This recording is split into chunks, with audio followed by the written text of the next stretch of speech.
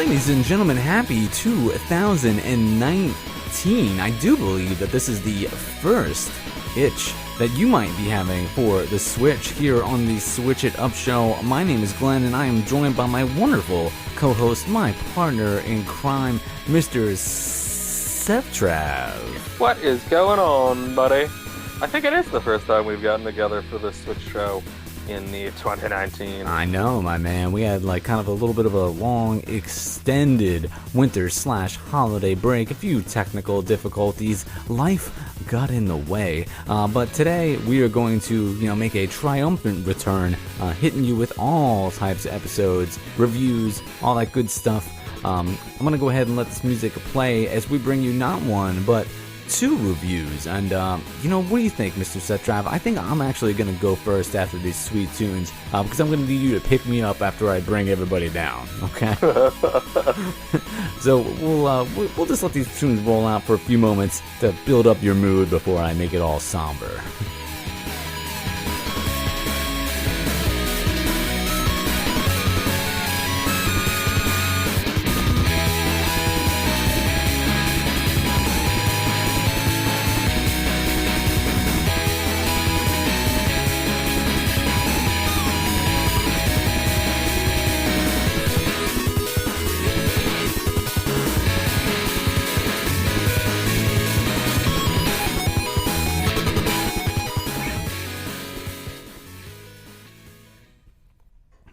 Trying to find like the saddest music we have. All our music is super happy. Alright, so ladies and gentlemen, I'm going to go ahead and start off with my review here on the Switch It Up show. And the game that I am actually going to be covering is called Drowning. It is by the wonderful people over at Sometimes You, who have all types of awesome games for the Switch. Always too very affordable, which, I myself can appreciate. Drowning is available over on the Nintendo eShop. It is $2.99. And actually, as of this recording, it's not available in the eShop. It comes out on January the 30th.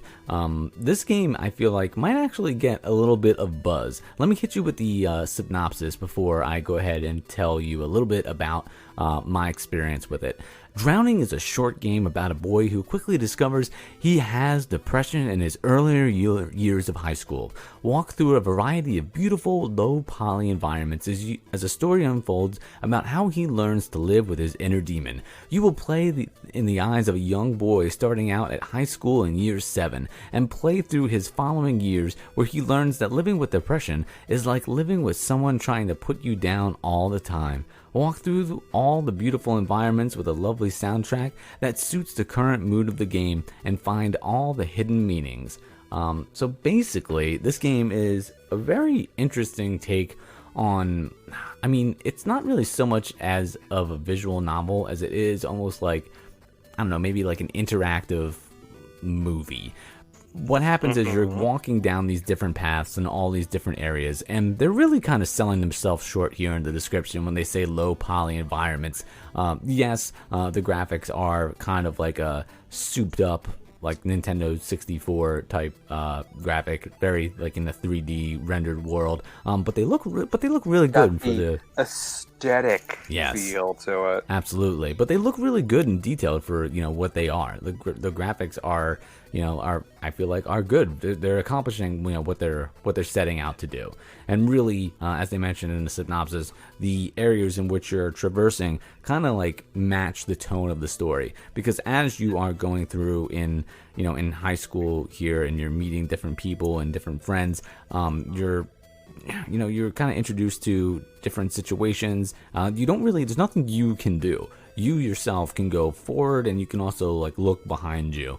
And as you start to go down this path, the different words flash over in front of the screen. They almost like shoot down from the sky and then come right into the center of the screen, and they tell you the story as it unfolds.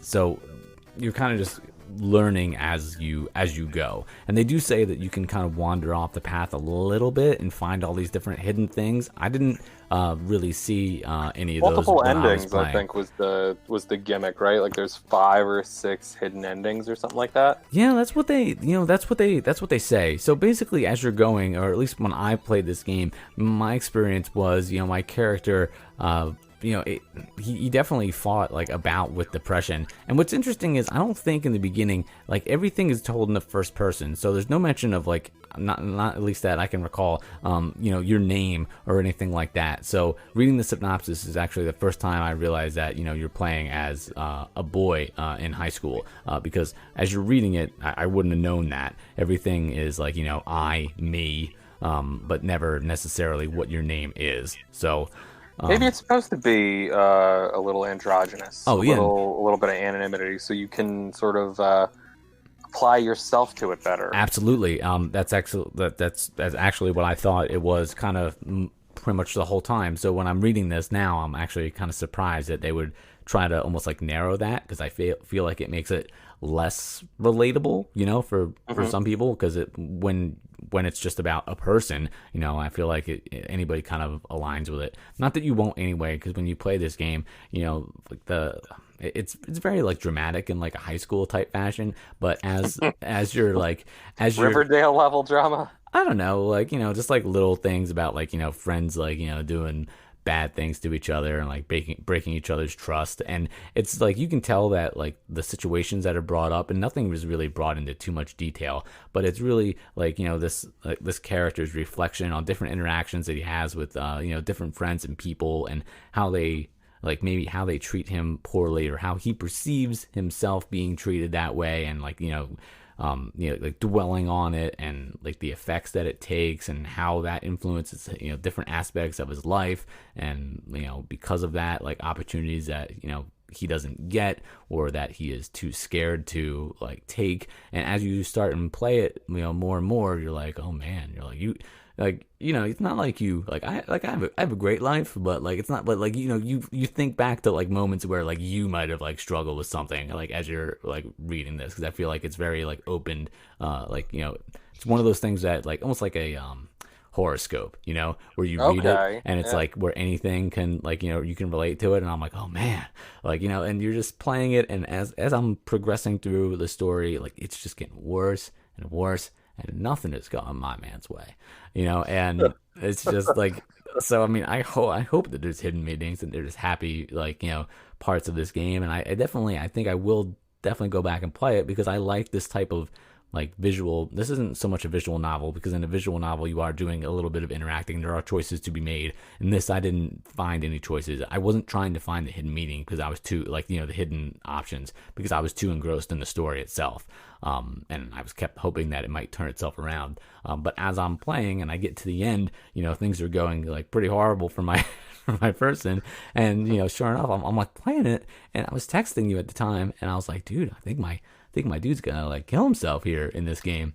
Yeah. And sure enough, you were sending me those pictures and yeah, everything, of, like the video of him walking through. And sure enough, I get to the end, and I walk in this door, and there's a gun there, and you just walk up to it, and the whole screen I'm about to die. Yeah, and the whole screen just like fades to black, and it's like but it doesn't have to be like this. Like you can there's time for me to find like another way, and I'm like, oh my god, and it's just a super intense topic to cover a game on, especially like this game is going to be in the eShop right alongside like all these other types of games. It's rated E for everyone, which that seems a little bold. It's weird, because there's not there's no violence in this game. There's a weapon in it that you see. I didn't see any violence when I was playing it. There's no language or anything like that. So I mean it's all just a suggested suicide and afterlife sort of deal. Like, so I mean, I don't know like how that goes, but like this is, I feel like, a good example of like a video game as like art, because this gets people talking about this. So it's not not every game has to be Mario, and this game is definitely not. I feel like the people over at Sometimes You are a little bit like the A24 of games. You know what I mean? Like they push that sort of emotional boundary a lot. Yeah, which they is good. definitely. Like it's these high art sort of quality games. You know what I mean? Yeah, I mean, we've reviewed like a bunch of their games here on the Switch It Up show, and it's interesting because like let's say we've done like they have a lot of the energy games like energy balance, energy cycle, and things like that. But this one's intense, man. This is definitely one of the more like gripping games that I've played on the Switch, and more surprised that that I was like I did not expect the artwork does not make it look like this. Not that it was going to be like so intense, and I thought there might be some more like interactive parts. But as I go through the screenshots here, I definitely see different parts of the maps that are like bright and happy that I did not see when I was playing the game. Oh, really? You just So dove into depression. I don't understand because you know what though, like I mean that's and I feel like that might even be like like maybe that's like a metaphor, right? Because as I'm playing this game, like it's just like one bad thing after another, and I just kept heading down that path, thinking like like hey man, like is this ever gonna get any better? And I didn't make any changes. I didn't try to venture off and do something else differently, or change my perspective. I just kept going. Have to be that way, man. Well, that's what they tell you with the game. So maybe have to be that way. So like you know what? Like maybe had I had like opened myself up and started to explore my surroundings, looked around, made a different choice, maybe things might have worked out for me in that. But obviously, like sometimes things are beyond your control. I'm telling you, this is deep, deep game, man. For $2.99, this is an intense experience on a Nintendo Switch. It is. It's rated E for existential. Dude, I know, man. It's. I definitely think people should play it if you're into that type of like visual novel type story aspect game. You should play this game, but it's not going to be. I don't know. Like I had a rough go of it. But that being said, like I want to find out what else happens. I want to know all these other endings to see if maybe they aren't as bleak as this one. And I like the way in which it was delivered. I think the music is cool. The graphics are good. I like how the story is told.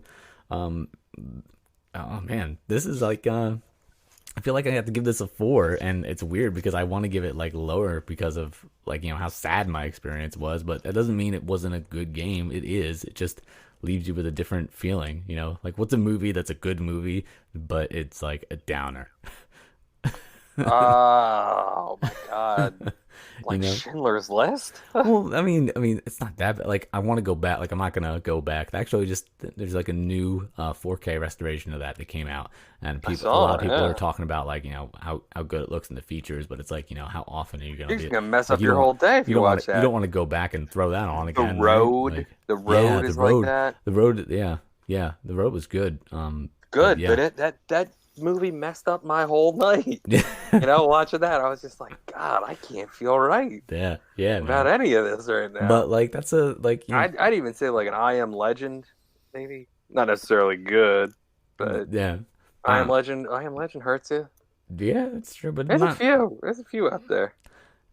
I enjoy the experience that I had with this game, and I'm anxious to see what else is there. I can appreciate this like a painting. I like that. There you go. So it's a lot like that movie, A Ghost Story, where it sort of leaves you with like that museum feeling. Yeah, you love that movie, and it's weird because I really do. I'm touch and go with A24, mostly go. yeah. It seems like I think a lot of their issue is that they just have this habit of getting marketed far away from what the film actually is going to be. You know what I mean? Yeah. Although the previews and stuff for Ghost Story actually seem to be pretty. I remember it being pretty ambiguous. As to what it was. It seemed like it could have been creepy, and it was like a ghost just following around a woman, or something like that. But that is not at all what happens. It's very interesting. I would suggest checking it out. I was on Netflix for a time. I think it was definitely on Amazon Prime for a time. If it's still there, do yourself a favor, put on some headphones, stare at A Ghost Story by A24. You guys didn't think you were getting all this on the Switch show. Yeah, right, the Switch show. We jumped into some preach topics here. That all being said, ladies and gentlemen, the game I am going to review is much, much different. However, still slightly horrifying. It is Achtung! Exclamation point. Cthulhu Tactics. It is $24.99. I don't think there's a physical edition, but for some reason you don't get any gold coins when you buy it digitally. Challenge the horrifying reign of Nazi terror and battle an immortal evil in Achtung. Cthulhu Tactics, a turn-based tactical strategy game set in the Achtung Cthulhu, which is a series of games, as it turns out. Led by Eric Badger Harris, your team of allied warriors must battle behind enemy lines in the midst of World War II. Outmanned, outgunned, and up against an evil of mythic proportions, the battle has only just begun. And then it goes into some key features, which are Weird World War, explore the Lovecraft meets World War II universe of Achtung Cthulhu like never before, with the mythos-inspired enemies and a story-driven campaign handcrafted by John Houlihan, which ties directly into the pen and paper role-playing game narrative. Compelling story based on the series of games and books by Modifus Entertainment. Achtung Cthulhu is an incredibly compelling narrative that will have you gripped. And I will absolutely agree with that statement. This game is very interesting. I have had much more experience with the tactical RPG since starting this show. As you know, I am a huge fan of the Disega series, Disgaea series, Disgaea, which is a tactical RPG, turn-based, as is this. This one is much more just the tactics. You don't have your grid-based RPG system as much. There is still a grid that pops up, but it's not so ever present, I want to say. There's a lot to do with, say, your line of sight and actually looking out. Your characters specifically don't have that much of a supernatural element to them.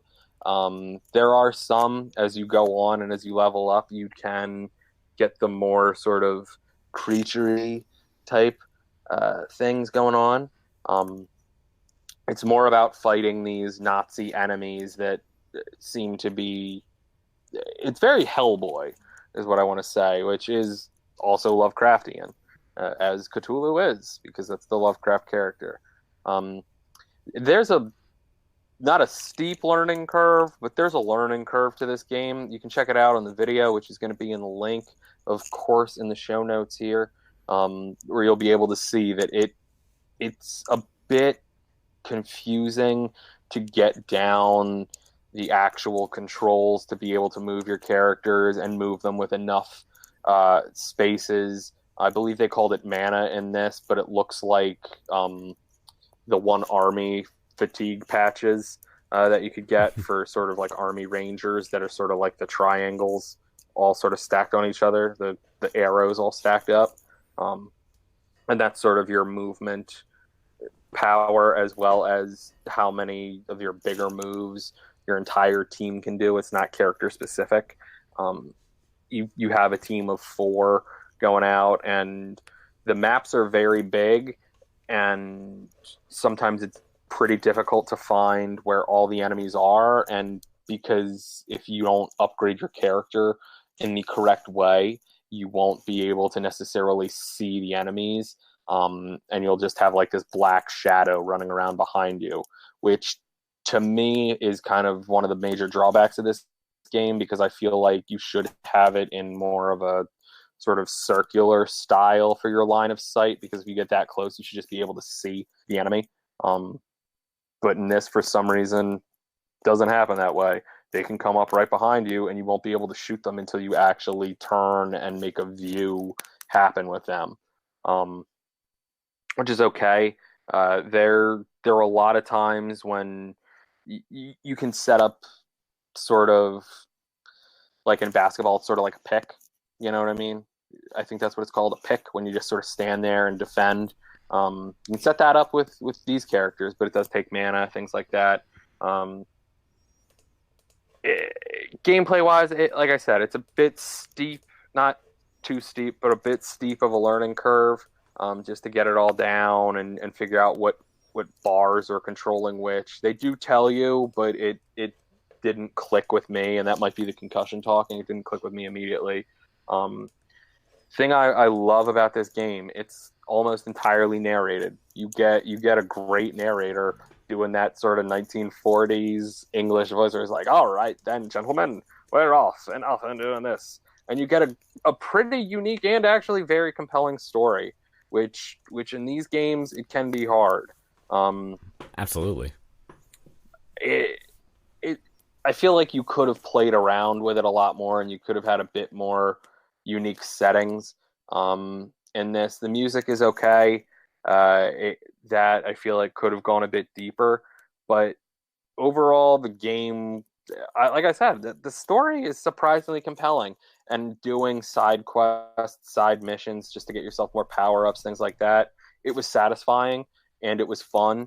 It was very fun to like level these characters up and get their extra things. Because as I said, a lot in games like these, it's difficult at times to notice you're leveling up and notice the actual power upgrades you're getting and really feel that the weight of your decisions in choosing tactically what you're going to do.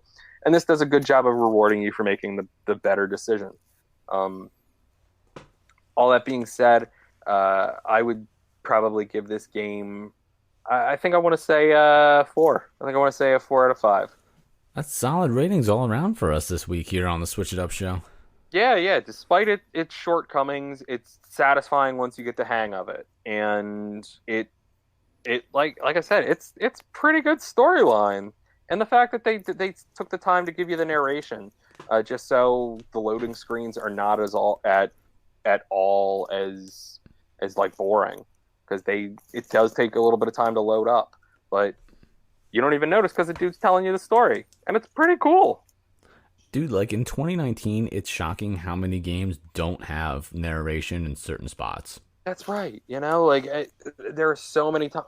I find that I'm actually enjoying it more now that I stream as much as I do, just because I get to make stupid voices myself. Yeah. But it's one of those things where I'm just like, wow, I can't believe there's no VO on this.